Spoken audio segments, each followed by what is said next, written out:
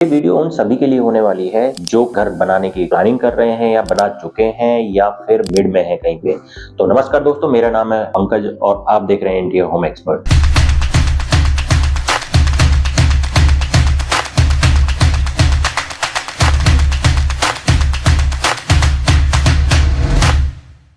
तो आज हम इसमें बात करने वाले हैं कि हमारा जो घर है बनने के बाद मीडियम सा लगता है, हमने पैसा भी अच्छा लगा रहे हैं या फिर हम सोच रहे हैं कि हम पैसा कम लगा करके लग्जरियस कैसे दिखा सकते हैं। तो इसमें सारे प्रोडक्ट ऐसे बताने वाला हूँ कि मेंटेनेंस फ्री घर मिलेगा, दूसरा कम पैसा लगा करके आप लग्जरियस बना सकते हो। तो पहले बात करते हैं हम चिमनी। देखो, चिमनी दो टाइप की होती है, वैसे मैनुअल क्लीनिंग आती है और एक ऑटो क्लीनिंग। तो हमें लेनी कौन सी चाहिए? देखिए, मैनुअल क्लीनिंग में आपको खुद से उसको साफ करना पड़ेगा और ऑटो क्लीन में प्रोडक्ट में थोड़ी सी महंगा आता है, पर लेकिन आपका कितना काम बचाएगी ऑटो क्लीन होने में। 3 साल तक मतलब ये समझ लो कि आपने ऑटो क्लीन का बटन दबाया और साफ हो गई। दूसरा आएगा इसके अंदर कि हमें सक्शन पावर कितनी लेनी चाहिए। कि अगर किचन छोटी है तो उसके अंदर आप ले सकते हो 700 से लेकर के 1200 MQ के ले सकते हो, जो कि आपका इनफ रहेगा। पर लेकिन मेरी लास्ट वीडियोस में आप देखोगे, अगर आप चिमनी ले रहे हो उसके साथ में आपको एग्जॉस्ट 100% लगवाना है, क्योंकि चिमनी आपका 90% तो लेके चली जाएगी इमीडिएटली, पर लेकिन वो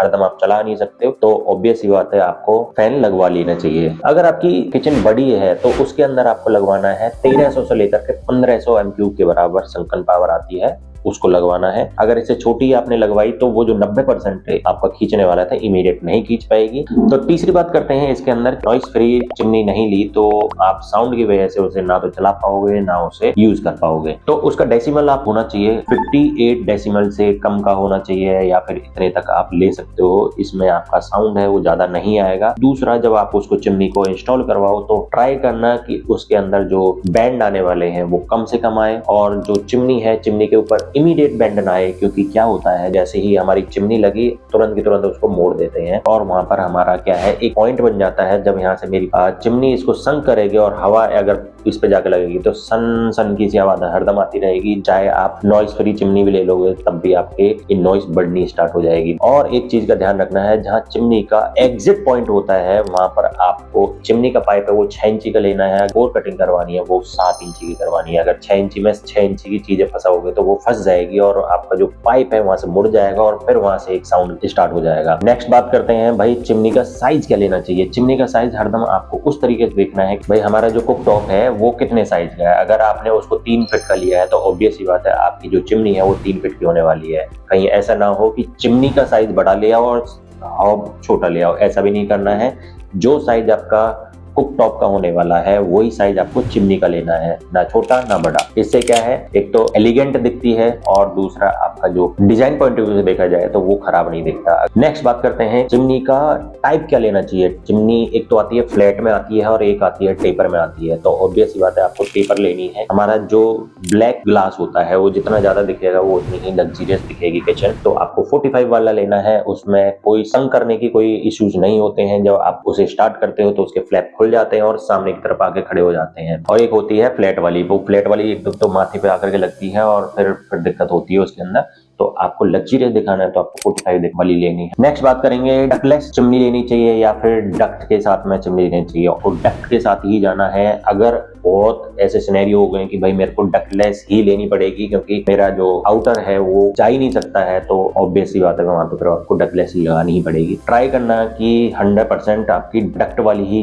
लगे, क्योंकि अगर डक्ट वाली लोगे तो वो मेंटेनेंस बढ़ाएगी आपका। फिर आपको कम से कम भी 1 महीने में उसको बढ़िया तरीके से साफ करवाना पड़ेगा, क्योंकि इसके अंदर चारकोल होता है। चारकोल को अगर रूटीन से क्लीन नहीं करवाया आपने, उसके फिल्टर्स को रूटीन से क्लीन नहीं करवाया तो फिर वो ब्लॉक हो जाएगी और दिक्कत हो जाएगी। और जो आपकी स्मेल होती है वो स्मेल को पूरी तरीके से कैप्चर नहीं कर पाती है। अगर आपका ऐसा कोई प्रोविजन बनता है कि आपको डक्टलेस चिमनी ही लेनी पड़ रही है तो फिर आपको एग्जॉस्ट 101% लगवाना है, जहां पे भी आपका नियरेस्ट लग सकता है विंडो पे। अब इसमें बात आती है कि भाई जब हम इंस्टॉल करते हैं चिमनी को तो पाइप का रूट क्या बनाए। पाइप का रूट आपको फॉल्स सीलिंग बनवाने से पहले बनवा लेना है, क्योंकि अगर आपने उससे पहले नहीं देखा तो प्रॉब्लम क्रिएट होती चली जाएगी। और चिमनी का जो पाइप है सीलिंग के अंदर से कंसील होने वाला था, अगर वो आपका 5 फीट से दूर है तो आपको सीलिंग के अंदर PVC पाइप डलवा करके रखना है। क्योंकि वो क्या है, एक पाइप आया सीधा आपके जहां चिमनी लगने वाली है वहां होगा सीलिंग के अंदर, और दूसरा आउटडोर में चला जाएगा, क्योंकि जब हवा लगेगी उसके अंदर तो उसमें से आवाज नहीं आएगी आपकी। अब बात करते हैं कि भाई घर के अंदर लाइटिंग किस तरीके से करवानी चाहिए, कौन सी लाइट कहाँ लगवानी चाहिए। पहले बात करते हैं सीलिंग में लाइट कौन कौन सी लगती है। पर्टिकुलर एरिया आप देखोगे तो सीलिंग जो लाइट होती है, एलईडी पैनल भी बोल सकते हैं, कोव लाइट भी बोल सकते हैं, सरफेस लाइट में भी आती है जो कि आपके ट्रू सीलिंग पे डायरेक्टली लग जाती है अगर आप फॉल सीलिंग नहीं करवा रहे हो तो। और इसके अलावा अगर फॉल सीलिंग करवा रहे हो तो इसको कंसील लाइट भी बोला जा सकता है। तो इसको आपको 80% जो सरफेस होता है उसमें आपका यही यूज होती है, क्योंकि ये नॉर्मल रूटीन में यूज होने वाली लाइट है। तो जो इसके केल्विन होने वाले हैं वो 4000 से 6000 केल्विन के करीबन होने वाले हैं। बाकी वोल्टेज है, वोल्टेज आप इस तरीके से निकाल सकते हो कि भाई जो पर्टिकुलर एरिया है, अगर मेरा बेडरूम अगर 10 बाई 10 का है तो उसको जो 100 स्क्वायर फीट आया उसको 0.6 से मल्टीप्लाई कर देना, वोल्टेज निकल के आ जाएंगे और केल्विन मैंने आपको बताई दिया। नेक्स्ट लाइट होती है मूड लाइट, जो हाईलाइटर होती है। टीवी यूनिट की पैनलिंग हो रही है तो उसके अंदर आप प्रोफाइल लाइट जो लगाते हो उसको मूड लाइट बोलते हैं। किचन के अंदर जो प्रोफाइल लगती है ये सब मूड लाइट में आती है। तो ये आपको कहाँ लगाना है, किस तरीके से प्लेस करना है, वो आपको हर चीज डिजाइनर ही आपको बता सकता है कि कहाँ पर किस तरीके की कितनी लाइट लगवानी चाहिए। बाकी मैंने आपको वोल्टेज और केल्विन दोनों बता दिए हैं। अब बात करते हैं टास्क लाइट। टास्क लाइट से आप खुद ही समझ चुके हो कि किसी एक पर्टिकुलर चीज के लिए, मतलब जैसे कि अगर मैं स्टडी कर रहा हूँ तो स्टडी टेबल के ऊपर जो लगी होगी तो ऑब्वियस ही बात है वो टास्क लाइट होगी। ऐसे ही इसके अंदर फोकस लाइट, फोकस किसी चीज को फोकस कर रही है, तो जैसे कि आपकी वॉल के ऊपर कोई सीनरी लगी हुई है वो हाईलाइट कर रहे हैं तो उसको फोकस लाइट बोलेंगे और वो आपका टास्क लाइट की तरह ही काम करेगा। ऐसे ही फ्लोर लैंप है, आपको जरूर लगवाना है। फ्लोर लैंप मतलब नाइट लैंप जो होता है। इसके अंदर एक और चीज कर सकते हो, अगर आप नहीं लगवाना चाहते हो इस तरीके का कोई खर्चा, तो अब मार्केट में रेडियल टाइप की स्लीपर्स आ चुकी हैं। आप जब लाइट बंद करके सोओगे तो रेडियल लाइट की तरह वो चमकती रहेगी आपके स्लीपर्स और आपको पता चलेगा आपके स्लीपर्स कहाँ पर हैं। अगर आप लैंप नहीं लगा सकते हो तो, अगर लैंप लगा सकते हो तो वेल एंड गुड। बाकी आपकी ये इसमें क्विक टिप कैसी लगी ये जरूर बताना। इसी तरीके से इसके अंदर वॉल लैंप्स, जितने भी लैंप्स हैं सारे आपके टास्क लाइट में आ जाते हैं, क्योंकि ये एक पर्टिकुलर एरिया को थोड़ा सा हाईलाइट करते हैं। जो हाईलाइटर लाइट्स होती हैं वो भी आपकी एक तरीके से टास्क लाइट में ही काउंट होती हैं। मैं नेक्स्ट बात करते हैं वॉलपेपर। वॉलपेपर किस तरीके से सिलेक्ट किए जाएं कि भाई मेरे को अच्छे लगे। अगर आपको ऐसा लगता है कि मुझे भरा भरा ज्यादा नहीं चाहिए, बस काफी खुला खुला ऐसा होना चाहिए, तो इसके अंदर काफी पैटर्न्स हैं। जो पैटर्न्स मैं आपको बता देता हूँ कौन कौन से पैटर्न्स आते हैं। एक होता है जियोमेट्रिक स्टाइल, दूसरा होता है स्ट्रिप और तीसरा होता है ट्रॉपिकल, नेक्स्ट है फ्लोरल। ये आपके जो 4 टाइप्स हैं इनके बारे में बता देता हूँ थोड़ा सा। पहला होता है जियोमेट्रिकल स्टाइल।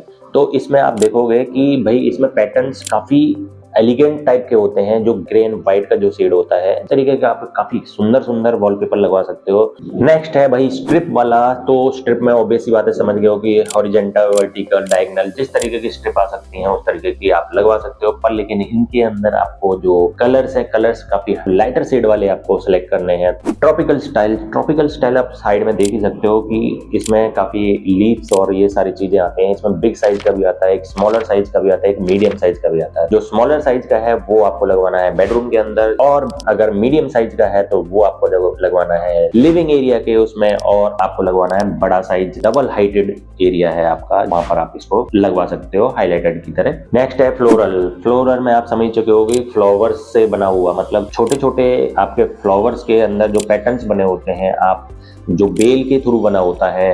अगर आप अपने बेडरूम को या फिर अपने लिविंग एरिया को एक एलिगेंट लुक देना चाहते हो तो क्या आप ये वाले वॉलपेपर लगवा सकते हो। काफी शानदार आपका जो पर्टिकुलर एरिया है वो आपका हाईलाइट होकर के निकलेगा, और आपका जो एक ही वॉल आपके बेडरूम को या फिर लिविंग एरिया को काफी सुंदर बना देगा। देखिए वॉलपेपर ज्यादा महंगे नहीं आते हैं मार्केट के अंदर। अगर आप ब्रांड के अंदर जाओगे तो ऑब्वियस सी बात है वो महंगा मिलेगा, 6000 का, 10,000 का, 20,000 का रोल मिल सकता है। और मार्केट में अगर नॉर्मल लेने जाओगे तो 200, 300, 400, 500 इतने तक के भी आते हैं। तो ये मार्केट से आप इजीली परचेज कर सकते हो। बस आपको कोई डिजाइन देखना है तो ऑनलाइन देखो, उनको बोलो भैया ऐसा चाहिए, रिलेटेड टू आपको दिखा देंगे वो, और ऑब्वियस सी बात है आपको मिल जाएगा सस्ते में, आपका बढ़िया लग्जरियस लुक निकल के आ जाएगा।